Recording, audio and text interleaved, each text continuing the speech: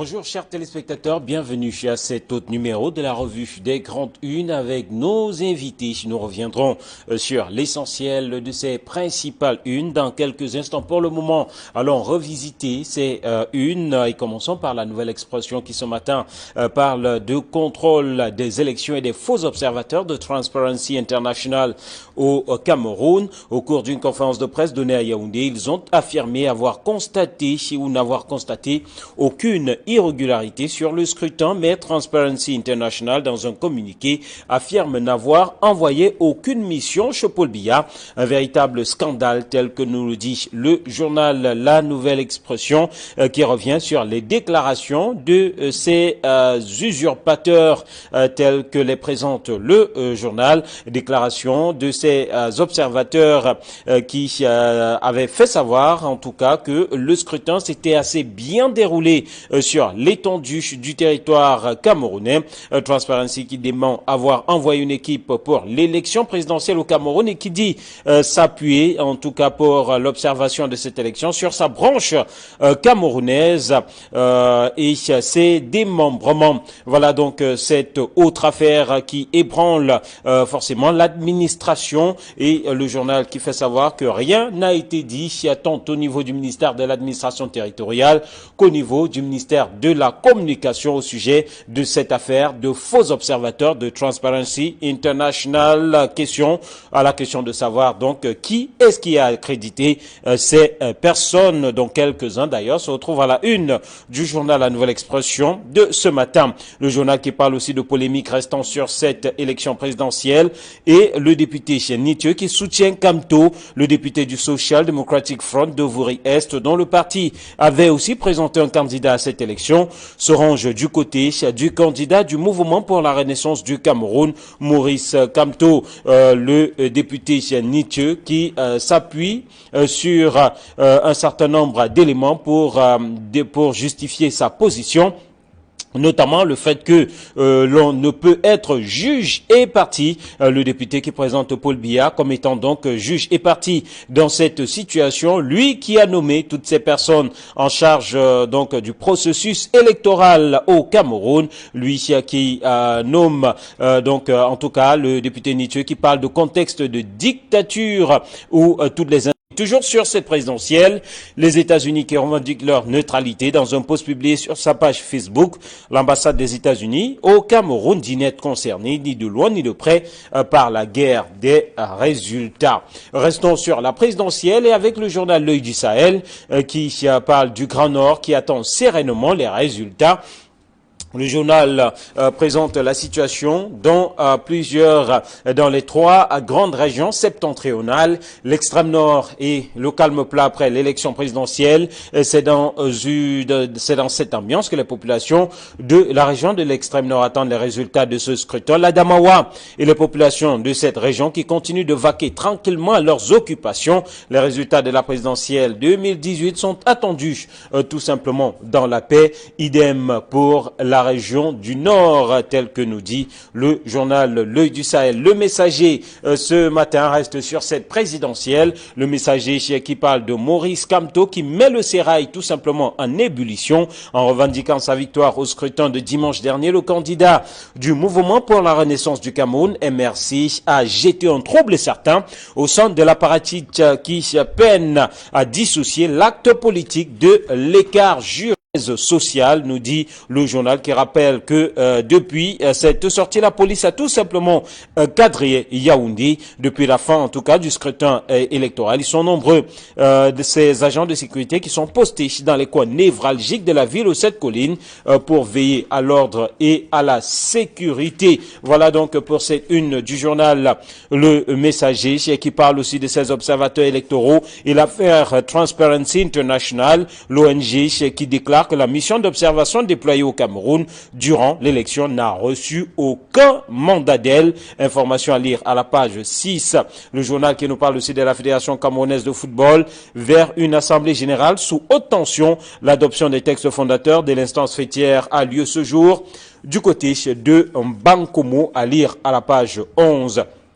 Mutation reste sur cette présidentielle et cette affaire de faux observateurs de Transparency International. Honteuse manipulation, nous dit ce matin le journal Mutation. Mutation qui ajoute que l'ONG, donc Transparency International, met à nu une manœuvre du pouvoir visant à établir la crédibilité de l'élection présidentielle. La réaction de membres du groupe d'observateurs démasqués à lire dans les colonnes du journal Mutation de ce matin. Et puis, mutation qui reste sur cette présidentielle à sa page 11 et parle de Cabral Libye qui attend la fin du décomptage des voix. Donc, à lire dans les colonnes de ce journal, le décomptage des voix justement à la une du journal Le Jour qui nous parle donc de dépouillement présidentiel 2018.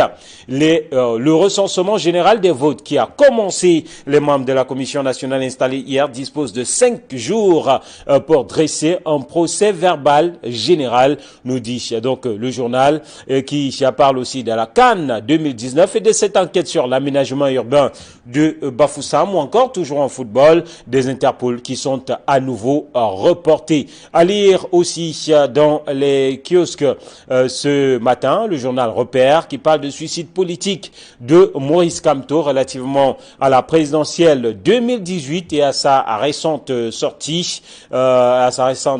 Donc, le journal Le Quotidien de l'économie lui parle de toute autre chose et de Paris qui reconnaît le difficile décollage économique avec le franc CFA. C'est à la une du Quotidien de l'économie qui titre ce matin donc sur la monnaie. Il s'agit d'un constat unanimement partagé à l'occasion de la réunion des ministres des Finances tenue du 8 au 9 octobre 2018 dans la capitale française.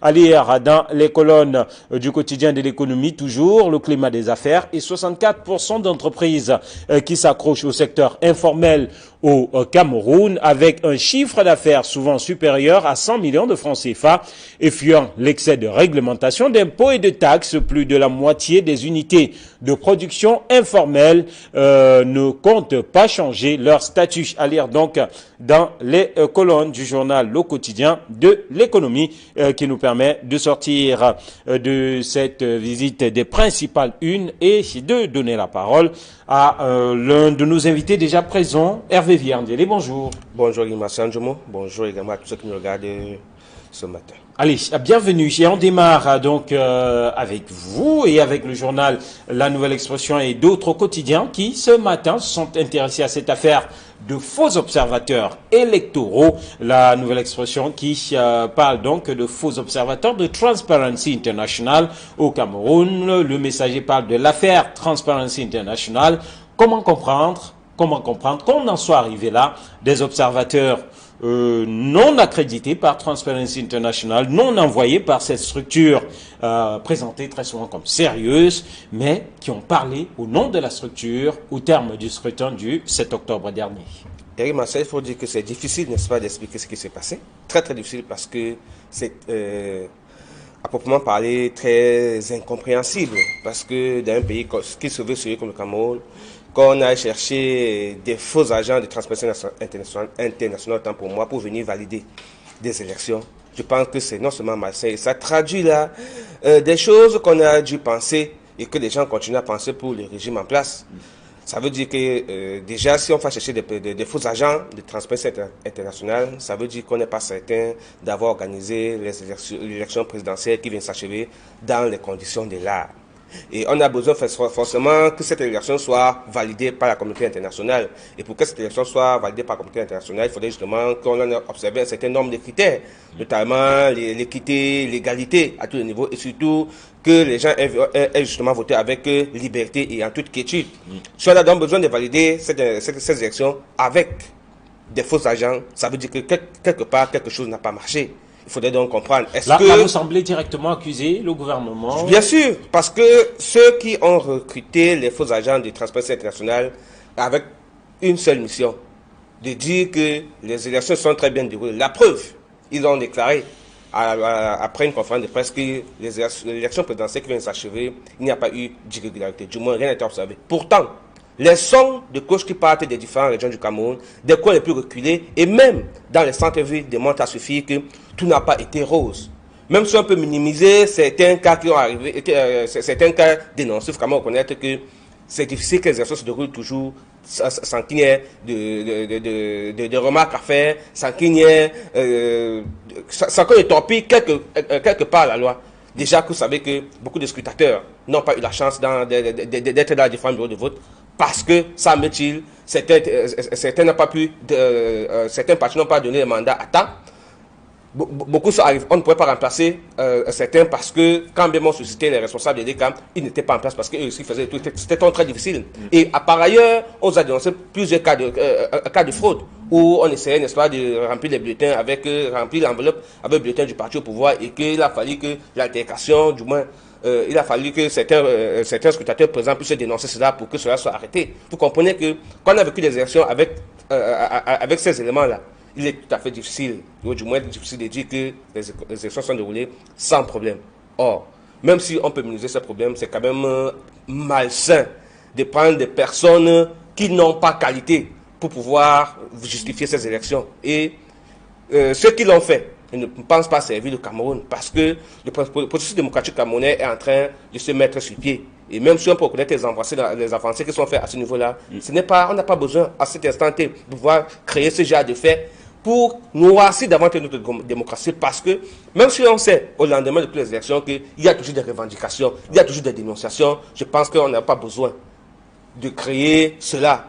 Et comment comprendre le mutisme de plusieurs administrations, le ministère de la Communication, le ministère de l'Administration territoriale, tel que relevé par la plupart des articles contenus dans les journaux. C'est très simple. Il faut dire que, peut-être qu'ils ne s'attendaient pas qu'on allait certainement les dénoncer, qu'ils avaient tellement brodé leur supercherie au point où c'était assez blanc pour eux. Mais malheureusement, le pot rose a été découvert. Et maintenant, qu'est-ce qu'il faut pour pouvoir faire une communication? C'est trouver les mots justes pour pouvoir dire cela. Et pour trouver les mots justes là où vous avez menti, c'est très compliqué. Je pense qu'ils sont encore dans leur crise en train de réfléchir. Qu'est-ce qu'il faudra donc dire au Camerounais pour justifier tout cela? Vous savez que le ministre de la Communication est champion dans des sorties. Quand bien même il est champion dans les sorties, depuis 24 ans, on attend sa réaction, mais il n'en a pas plus. Il faut quand même reconnaître que c'est depuis hier que Transparency International a fait sa sortie. Oui. Aujourd'hui, depuis, on attend. Pourtant, une sortie faite sur son site. Bien sûr. Pourtant, après la déclaration de Camto, au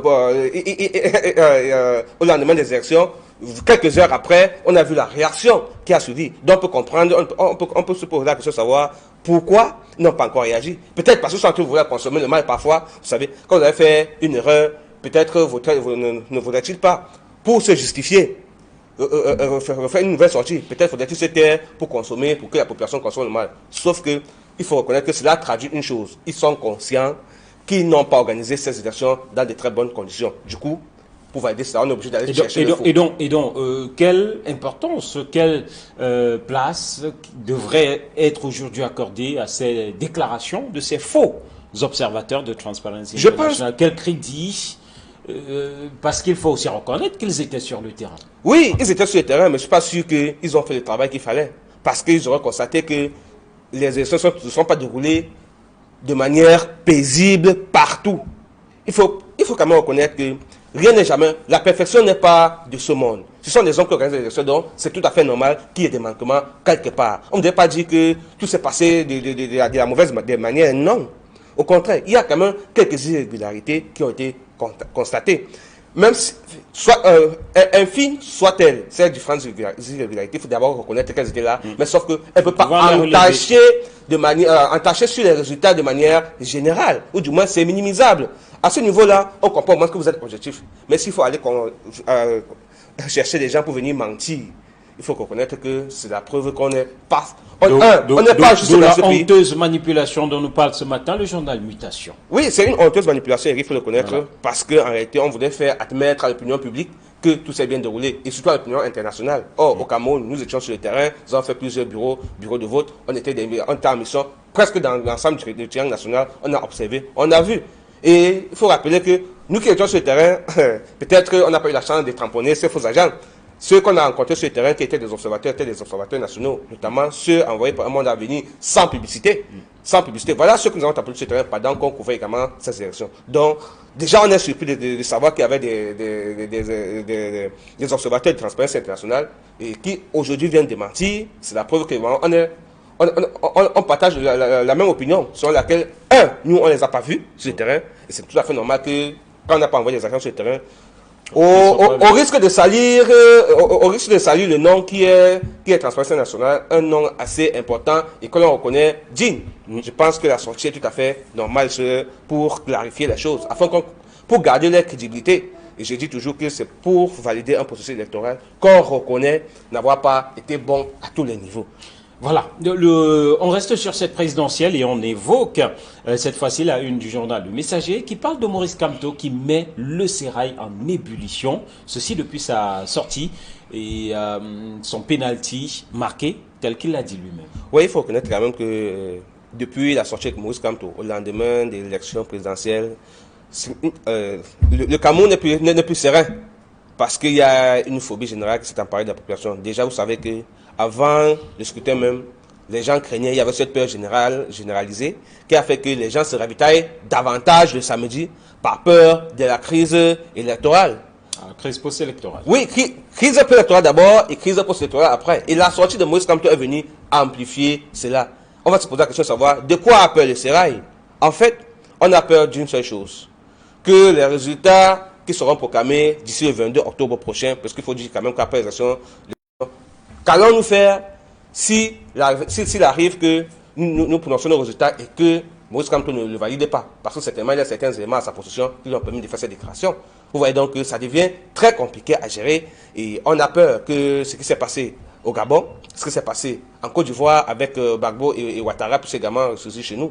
Et du coup, on peut comprendre comment, qui n'est plus le sommeil paisible. Voilà. Et mutation relativement à cela, et relativement à cette psychose finalement qui s'est installée. Mutation nous parle de repositionnement et de Cabral Libye qui attend la fin du comptage des voix et qui, lors de cette conférence relayée ce matin dans les colonnes de Mutation, a justement fait savoir que cette victoire ou que la victoire du peuple ne lui sera pas volée. La victoire du peuple ne sera pas donnée. Il faut déjà reconnaître que, en attendant le processus électoral, Cabral Libye lui a déjà gagné. Il a gagné où? Il a gagné sur un seul fait. Il a réussi à mobiliser la jeunesse camerounaise à participer à ces élections. Il a réussi à intéresser cette classe sociale qui avait abandonné la politique à pouvoir s'y intéresser. Parce qu'il faut quand même reconnaître qu'avec sa campagne d'inscription, 11 millions d'inscrits sur les listes électorales qu'il a commencé, et ensuite se présenter comme candidat en motivant les jeunes à pouvoir prendre part aux élections, du moins en les amenant à exercer leur devoir civique. Je pense que c'est la première victoire. Et aujourd'hui, vous pouvez voir l'engouement. Même si on va décrire le fait que beaucoup, par suivisme, n'ont pas, par attentisme, ne sont pas inscrits sur les listes au moment où Cabral leur demandait. Et qui se sont rendus compte que c'était important pour eux quand il est quand le peuple les recevoir. Du moins, à ce niveau, il faut connaître à Cabral Libye cette victoire. Ben, maintenant, il faudrait maintenant voir, un an après avoir déclaré sa candidature, un an après avoir déclaré sa candidature, un an avant le processus électoral, qu'est-ce qu'il a réussi à faire? Bien le nombre de voix a-t-il réussi à faire? A-t-il réussi à battre ces classiques de l'opposition qui sont en place depuis plus de 22 ans et qui sont tous dans le processus et qui n'ont réussi à rien changer? Vous voyez que la victoire de Cabral n'est pas forcément parce que ce sera président de la République. La victoire, ce sera d'abord j'ai réussi à intéresser les gens à la politique. La seconde, c'est que j'ai dépassé les vieux partis qui étaient là. Donc, si les partis traditionnels, si le mouvement NAO, à l'issue de la publication des résultats, est classé par exemple quatrième, Univers est classé par exemple quatrième ou troisième, après Maurice Kamto ou le RDPC et les autres, vous comprenez que ce sera une seconde victoire également. Ça veut dire que les autres partis n'ont pas la valeur que Cabral aujourd'hui. Donc du coup, il a l'étoffe d'une personnalité politique Cameroun importante. Et du coup, on ne pourra plus faire sans lui. On fera désormais avec lui. Surtout que pendant sa campagne, il a demandé aux jeunes, il a dit aux jeunes que tout ne s'arrête pas au niveau de la présidentielle. L'échéance la plus importante, ou les échéances les plus importantes, il y en a d'autres, notamment les législatives et les municipales qui seront organisées l'année prochaine. Donc, et à ce niveau, élections pour lesquelles cet élan devrait se poursuivre. Bien sûr. Et on devrait voir, selon sa vision, exactement, plusieurs jeunes, et ça, plus de jeunes. Et c'est à ce niveau qu'on verra que représente le parti Univers au sein de l'Assemblée nationale, au niveau des différents, au niveau des 368 mairies arrondissements du Cameroun. Vous comprenez que voilà les différentes victoires de Cabral. Bon, maintenant, il ne faut pas crier victoire avant.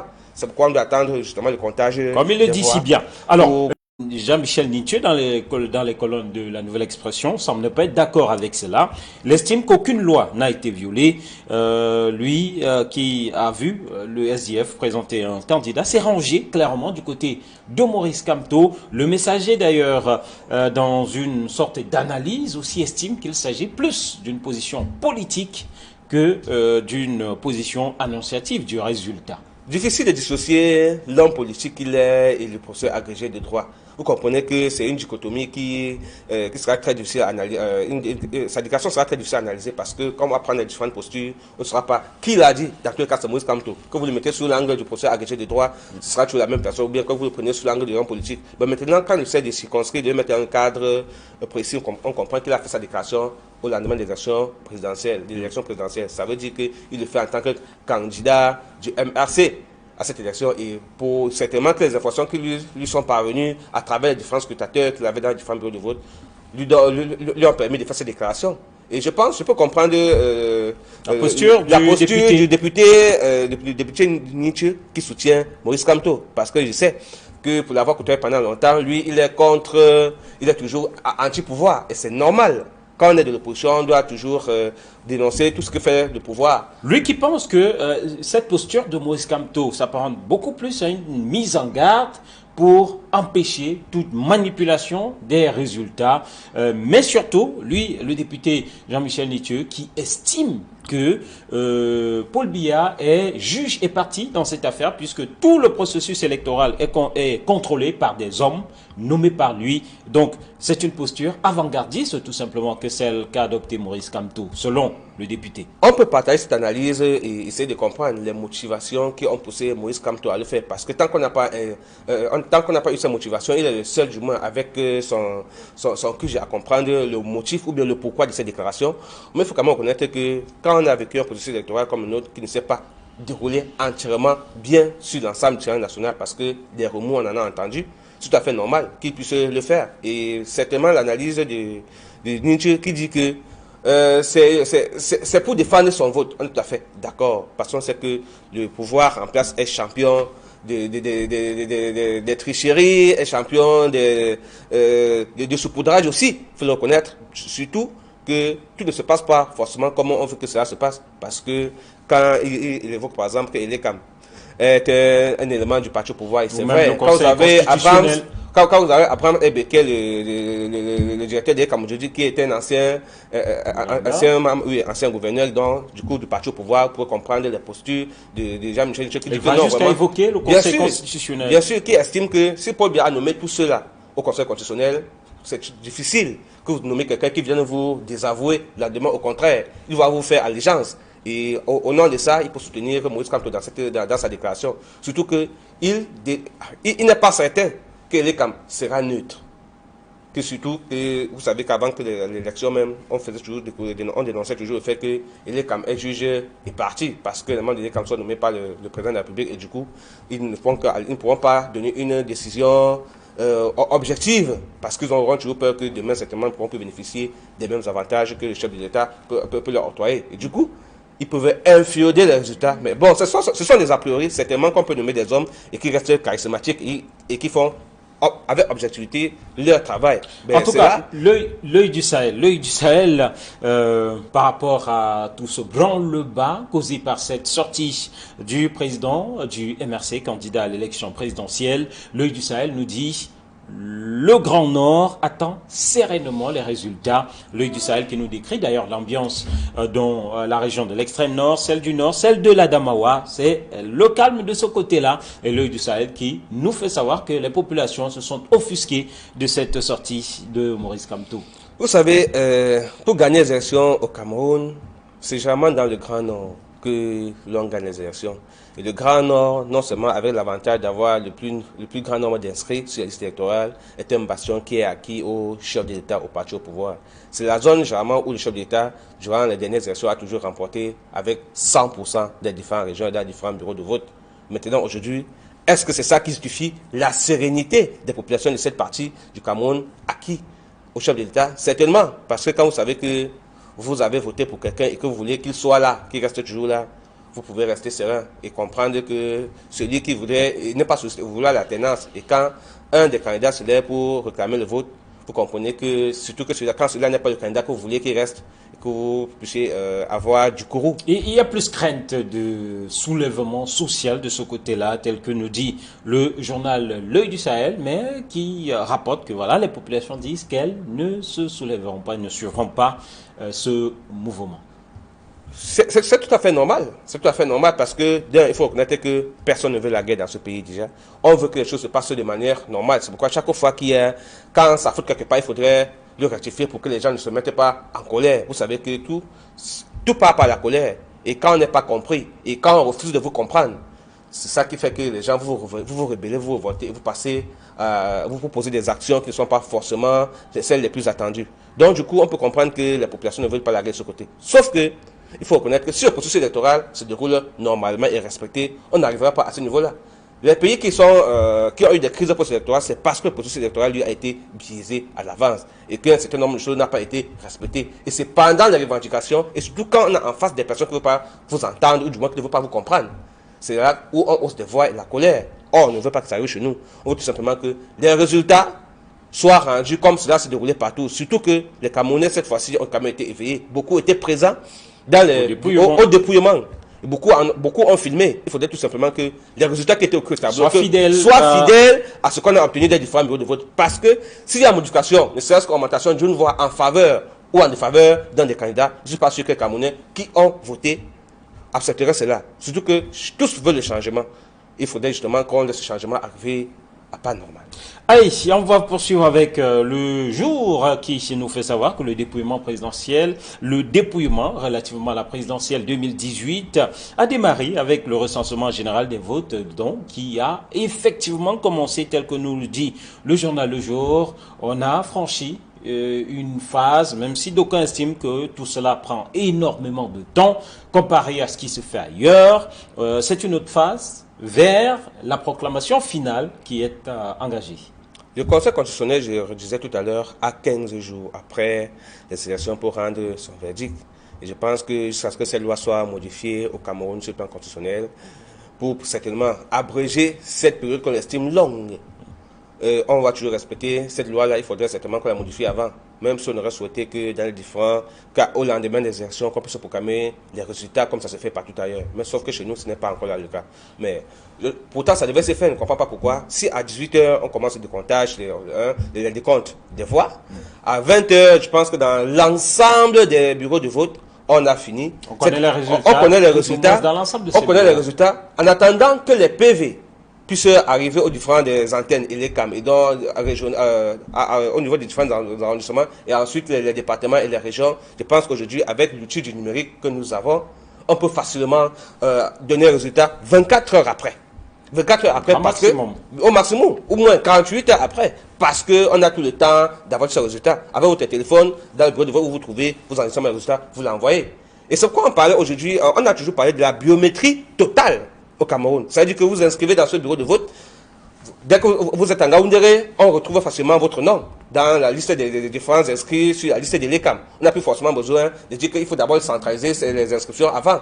C'est pourquoi il faudrait dans ce pays une biométrie totale. Et du coup, qu'à la fin, dès que vous avez voté, c'est validé que les résultats apparaissent comme aux États-Unis.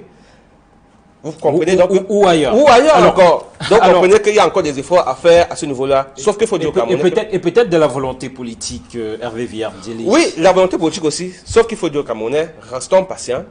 Rassurons tout simplement que les différents résultats dans les différents bureaux de vote que nous avons, parce que chacun a pu assister au dépouillement, qu'on se rassure lors de la lecture des différents résultats qu'effectivement ces résultats ont été correspondent à ce qui s'est passé sur le terrain. Effectivement que ça correspond. On va sortir avec ce titre en sport qui porte sur cette assemblée générale sous haute tension à la Fédération camerounaise de football. L'adoption des textes fondateurs de l'instance fêtière du football camerounais a lieu ce jour du côté de Bankomo, mais sous haute tension, comme le dit le journal Le Messager. Haute tension parce que vous constatez même que dans la liste des membres de cette assemblée générale, beaucoup sont décédés. beaucoup sont morts. Ils sont au moins 3 ou 4 qu'on peut facilement, en lisant, identifier. Peut-être beaucoup ne sont plus au pays encore. Donc, du coup, on se pose la question de savoir qu'est-ce qui allait se passer. Est-ce qu'on allait remplacer ceux-là qui sont décédés? Et s'il fallait les remplacer, par qui oui, effectivement. Vous comprenez que ça devient très compliqué parce que l'Assemblée ne sera plus complète. Et on se pose bien la question de savoir comment pourtant, le quorum sera atteint. Le quorum sera atteint. Sauf qu'une voix est importante. Ce sera l'adoption des textes. Et il faudrait justement que c'est les gens qui se prononcent en faveur ou contre les textes. Il fallait donc que ces voix-là étaient également importantes. Or, je pense que la fédération, bien, du moins le comité de normalisation aurait dû penser à ça avant. Sauf que rien n'a été fait. Maintenant, on y va avec ceux qui sont là. Est-ce que les textes sont adoptés comme on l'attend? Certainement qu'après lecture, tous ne vont pas épouser les différents éléments. Surtout que cette assemblée, même vous le savez, est contestée. Cette assemblée est contestée. Aujourd'hui, on est revenu à 2009. Pourtant, vous vous souvenez qu'il y a 1 an ou 2 ans, il y a 3 ans, c'était 2013 qu'on avait adopté.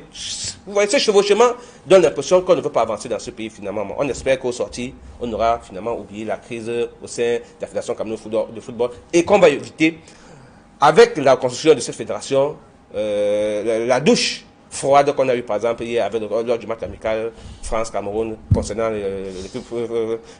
l'équipe féminine de football. Merci à vous Hervé Villardélé, merci à vous qui nous avez regardé ici, Madame, Monsieur de Mansara. Notre jour, nous serons là pour un autre numéro de la revue des Grandes Unes. Entre-temps, nous vous souhaitons de passer une très belle suite de programmes sur Equinox Télévision. Au revoir.